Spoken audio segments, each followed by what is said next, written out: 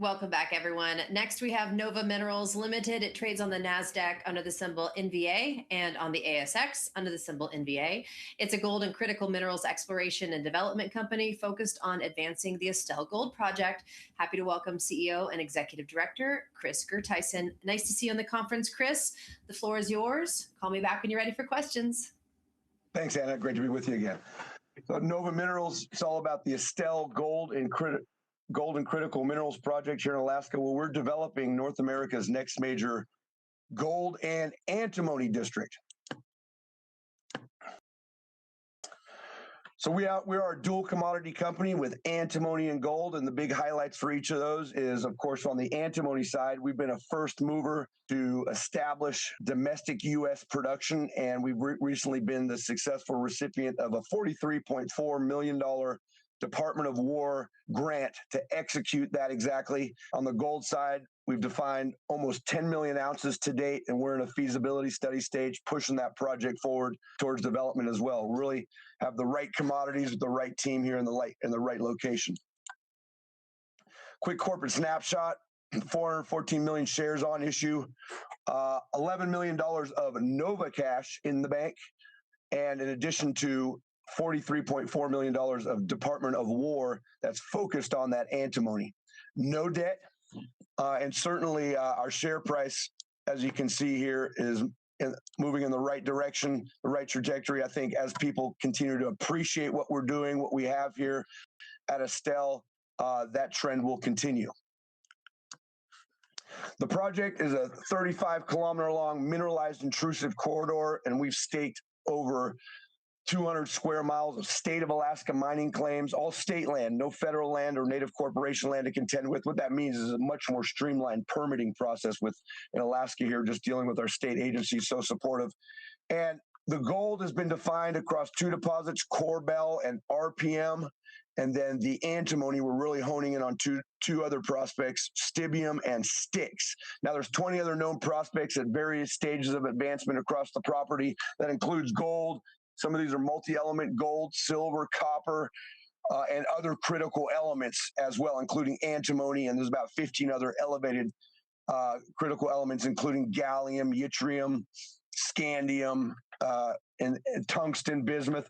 But I don't know exactly what all that means yet, but we are taking a holistic approach to the project, focused on the antimony because it's so visible, and we can start extracting that right now.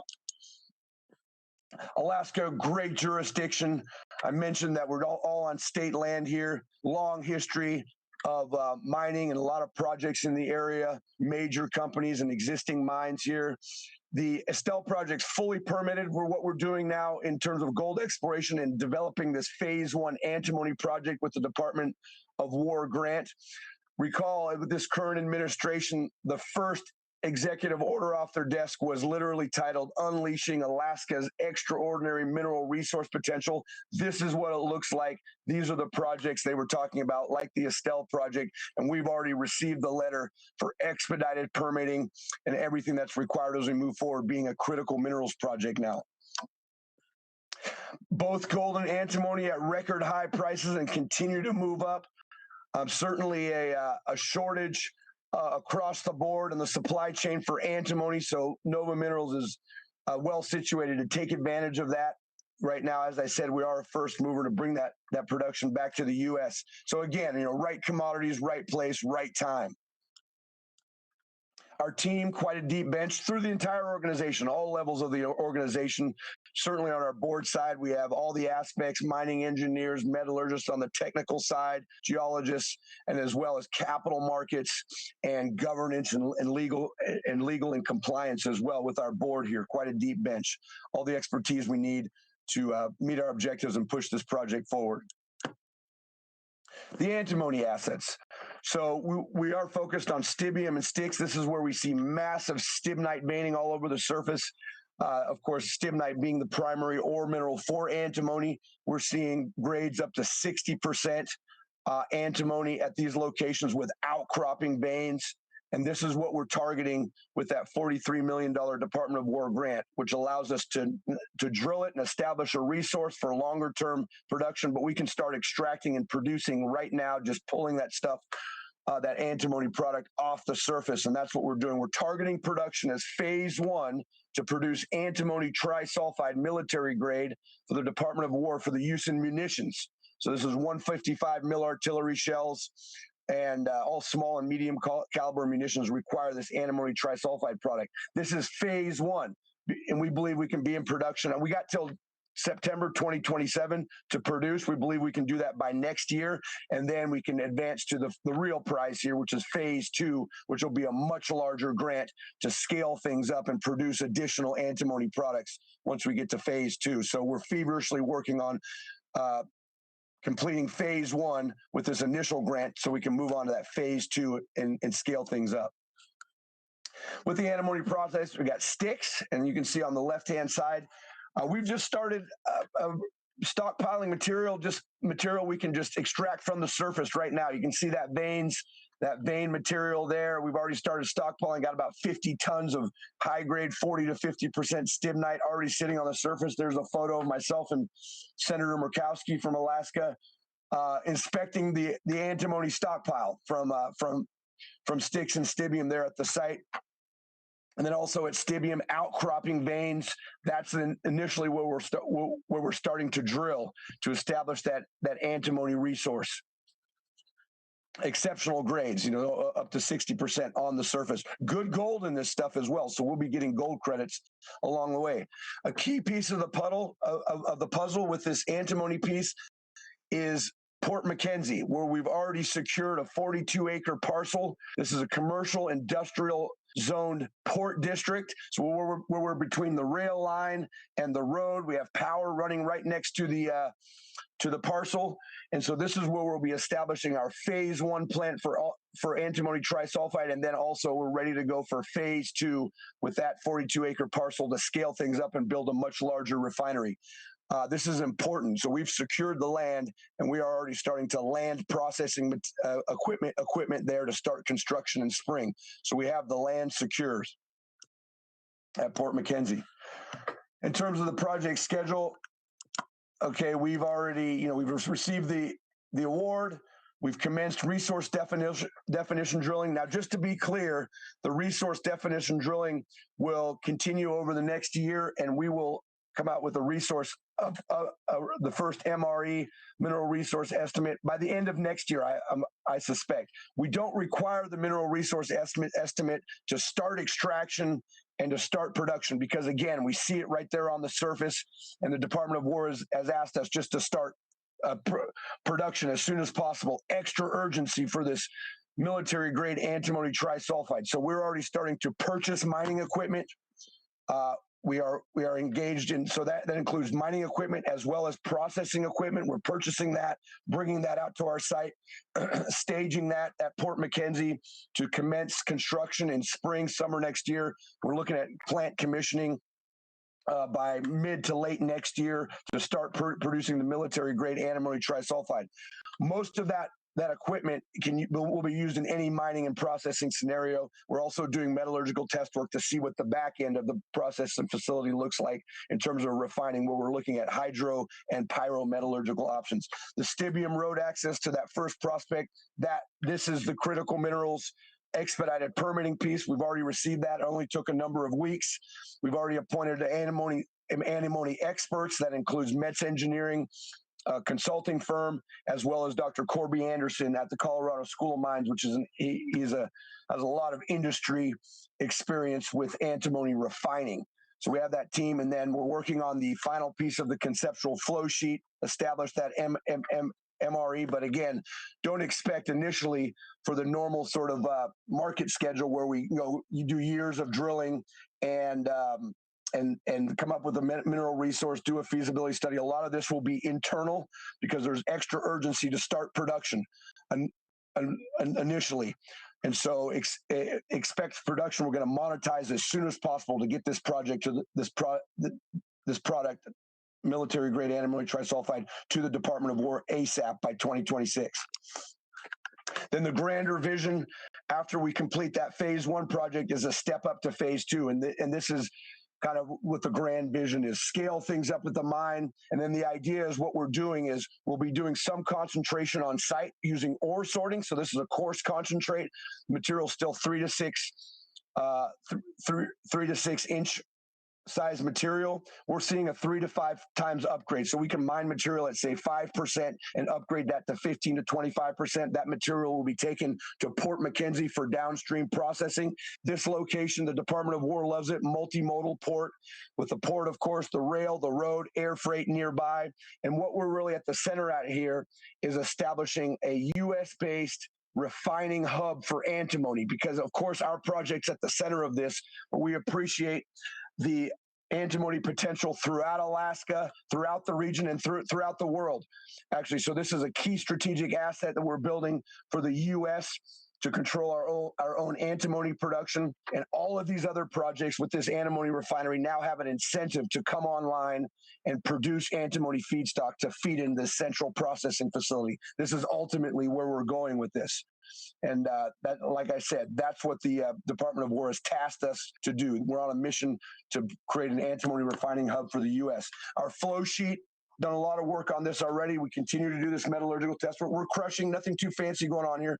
We're crushing, we're ore sorting. In the ore sorting phase, we're already seeing a separation between the gold and the antimony. So we'll be stockpiling a high-grade gold, low-grade antimony material at the site, and then the high-grade antimony, low-grade material will be sent to Port Mackenzie for milling. Looking at gravity separation, that'll be in and out. We'll determine that here in the coming months, but certainly we'll be using flotation, and then moving on to the refining purification process. And as I said, we're looking at the pyrometallurgical route, the traditional way that it's been done.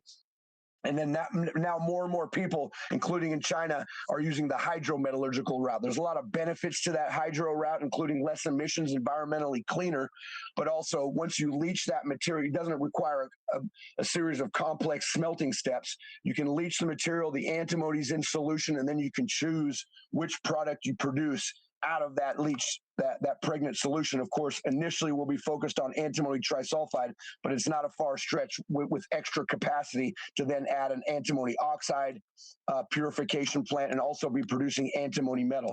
So with phase one, we'll be producing hundreds of tons of material. Expect that. So it's not a huge project. And then with phase two, we'll be producing thousands of tons of material. So phase one is more focused on antimony trisulfide military grade for these munitions to get that urgently to the Department of War and munitions production. On the gold side, don't want to dilute that story. We are a dual commodity company, and we have an exciting gold project, one of the largest undeveloped gold projects in the world. To date, we've defined almost 10 million ounces globally, and then in-pit economic resources from our scoping study, which is a bit dated now, 5.2 million ounces inside those pits. They're here at Estelle. And so those include RPM, here. So we're to date, our drilling has defined 3 main zones, south, north, and valley, those black dots on the screen. Zoom into that. Here's some of the drill intercepts typical of RPM. And you can see, I'll just read one of them off here. RPM 005, 400 meters at 3.5 grams per ton, including 132 meters at 10.1 grams per ton. I could go on and on here. World-class intercepts. And for the record books by any measure, certainly very representative of that RPM North Bonanza zone. Right on the surface, we'll get straight into that stuff for early payback with any mining scenario. And then from there, we'll expand RPM and move into the Korbel area as well. At RPM, their huge upside remains, not only in the deposit areas, but just around RPM. This is the surface sampling you're looking at here, and we've defined a number of anomalies along this ridge line just north of RPM deposit. And you can see these, there's 3 targets there, drill ready. And we believe there's additional on RPM Bonanza high-grade zones there. So we'll be starting to drill that next year and beyond. And then that grid sampling you see out in the valley, that's all valley fill material that's eroded off of RPM North high-grade zone and just filling in this valley, 1.7 kilometer strike length of +1, some 2 gram per ton zones. They're huge upside, already crushed up, free dig material.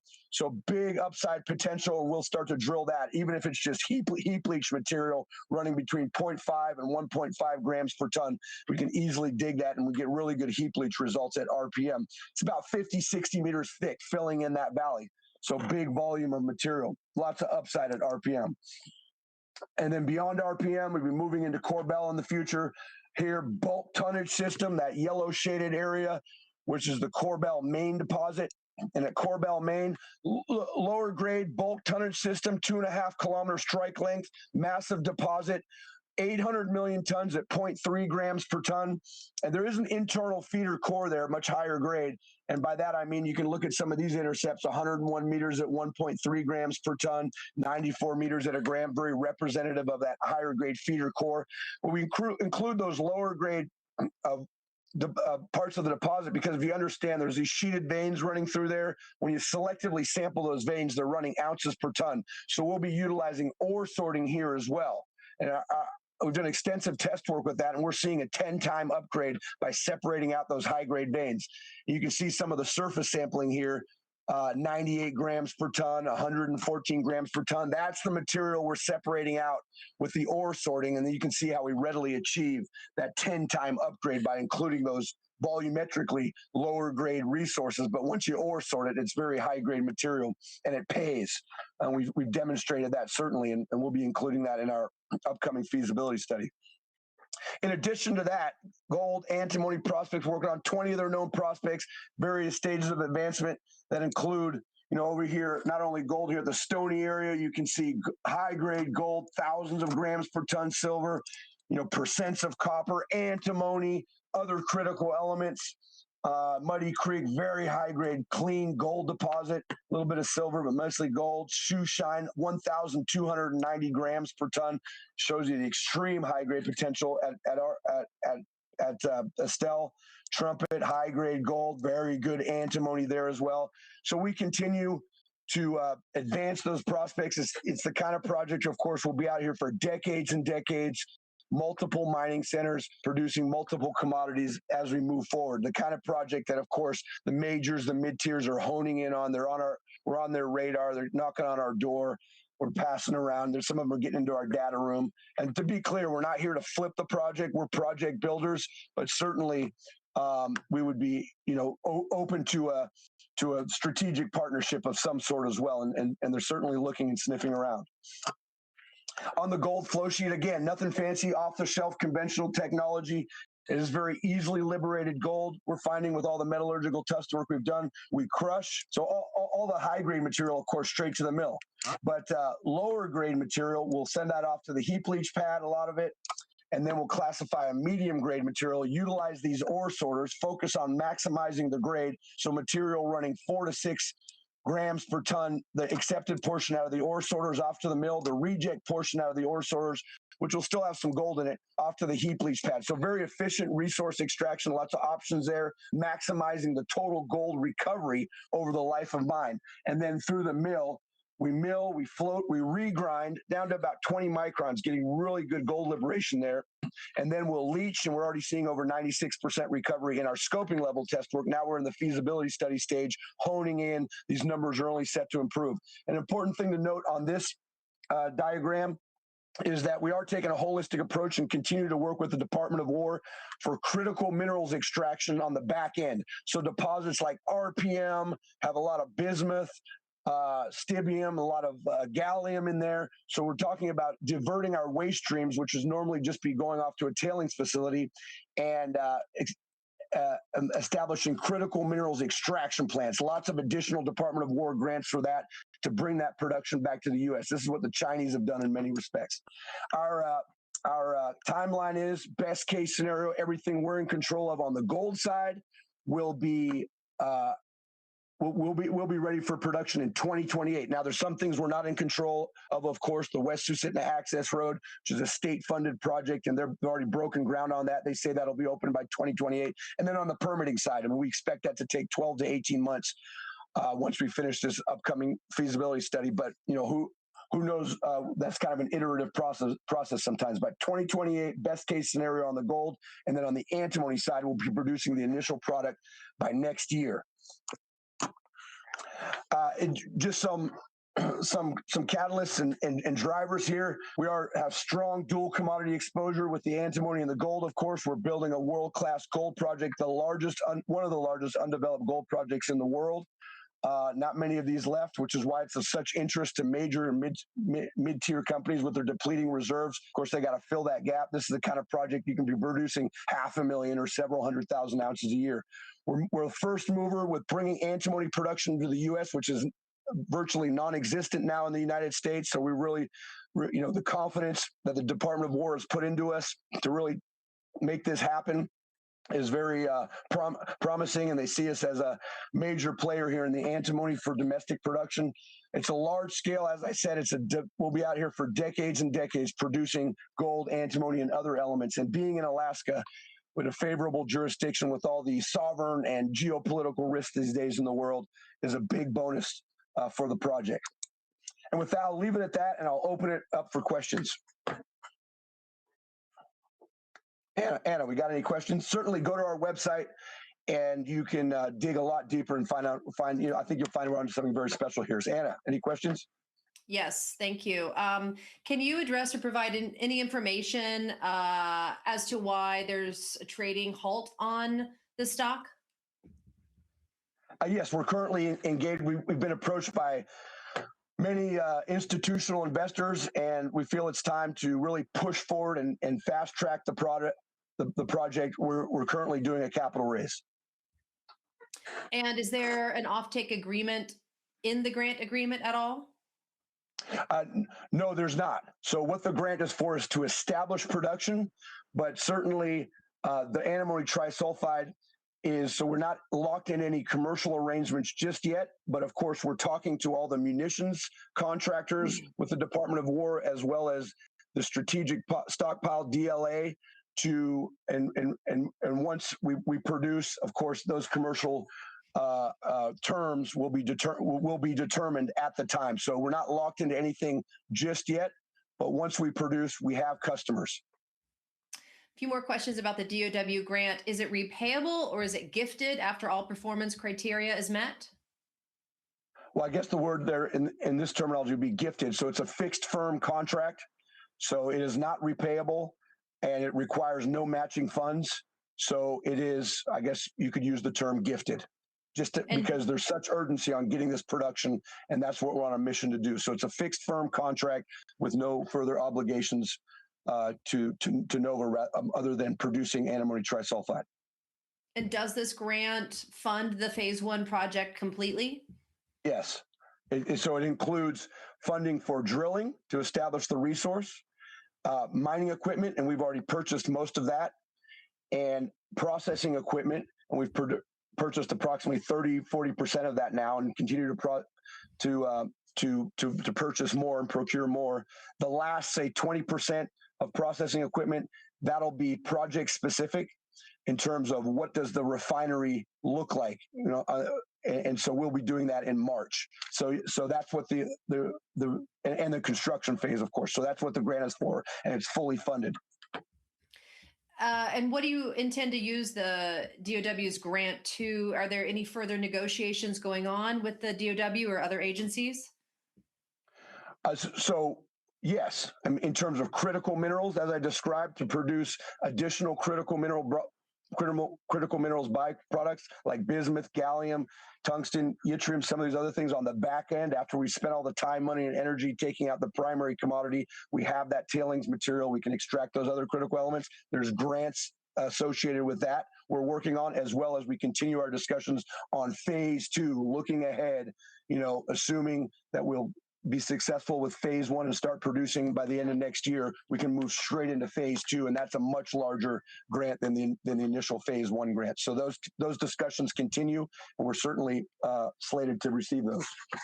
And can you talk about the current offering and the need for capital going forward? Yes, with the capital, we'll be fast tracking our gold project. And so we're in the feasibility study stage. We want to move straight into permitting thereafter, and we're well advanced with our environmental studies to be able to do that. And we also want to start moving straight into a definitive bankable feasibility study as soon as possible. And that's what the capital from this current raise will be for. And when should shareholders expect 2025 drilling results? Very shortly. We continue to receive those drilling results. We haven't received them all yet. We're going through the QA/QC process to ensure all those are quality controlled and they're appropriate. And I would expect in the coming weeks we would have the first drill results to come out. Not only the drill results, but also throughout the season this year, we do our surface exploration, mapping, and sampling. And so I would expect further updates on additional prospects across Estelle, as well as potentially reporting of new additional discoveries across because we've only scratched the surface out there, and we continue our surface exploration for additional discoveries. So all those results to be coming out in the coming weeks and months, early next year. This should be thoroughly washed through by first quarter of next year, I would expect. And are you close to announcing a new person on the team on the antimony side? And can you explain? Yeah, so we have potentially. So we've appointed antimony experts, and these are of course private consultants. And so we've appointed Dr. Corby Anderson and his group from Alihi's Engineering, and they are working on the antimony project. And as well, we work with the one of the premier metallurgical and process design firms in the world, based in Australia, called Metz Engineering. And so that team we've shored up that team. Whether we'll be doing any announcements on that, no plans at this stage, but we certainly have a solid team in place. And do you see potential for producing any other metals or rare earths on the Estelle property? And how much of the property have you explored so far, and at what pace are you doing so? We've only scratched the surface. We've explored about less than 5% of the property have we actually walked across. And we are, as I mentioned, we are looking to produce additional critical elements: gallium, bismuth. There's about 15: yttrium, tungsten, scandium. I'm not sure if we can produce them all, but certainly some in that highly elevated suite that we're seeing in our prospects. We will be looking at back-end critical minerals extraction plants, and the Department of War is pushing us to do that. And there's additional grant opportunities to take advantage of to do that. And might you start monetizing the discoveries before continuing more exploration? Yes, on the antimony side, we're in the process of monetizing now. As I said, we've already just what we can extract off the surface. We've already established a 50-ton stockpile of high-grade stibnite, and we continue to add to that. And so we'll be constructing a processing facility next year. So we'll be monetizing through production of military-grade antimony trisulfide next year. Okay, perfect. Chris, any closing remarks for our viewers today? No, keep us on your radar. We'll get past this trading halt, and then there's a lot of opportunity and news flow to follow. Exciting news flow to follow. So have a closer look at Nova Minerals for any investors on the call. Perfect. Well, thank you so much, and we look forward to seeing you in the new year. Thanks for your time. See you next time. All right, everyone. We'll be right back.